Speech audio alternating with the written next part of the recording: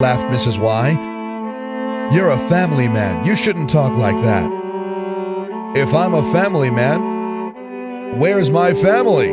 asked Mr. Y with a devilish smile.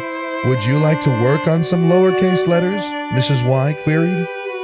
That suited Mr. Y just fine.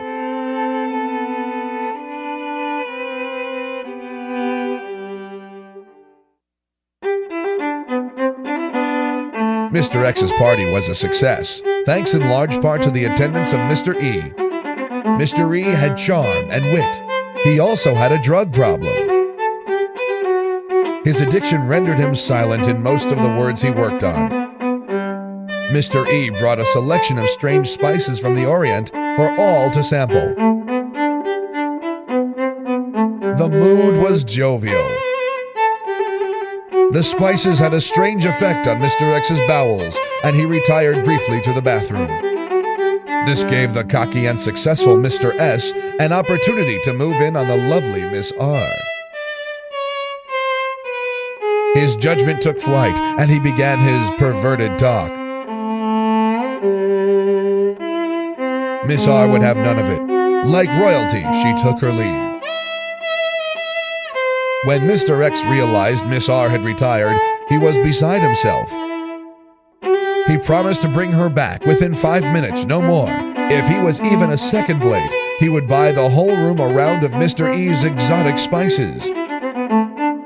This, of course, was well received. Mr. U, in particular, promised to watch the clock with enthusiasm.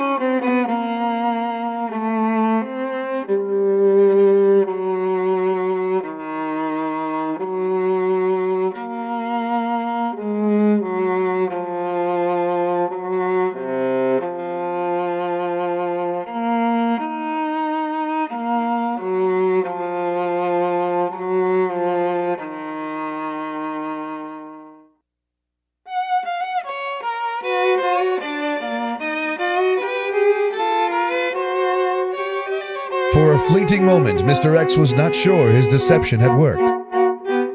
It was Mr. S who broke up the tension. "It's 6 after 9. Pay up."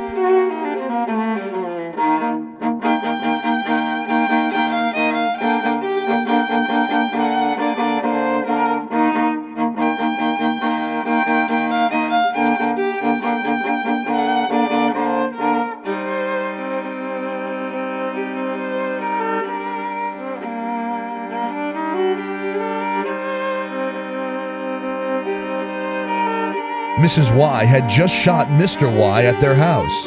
She was hysterical, but she says Mr. X is to blame. That's ridiculous. X was away for 5 minutes, 6 at the most.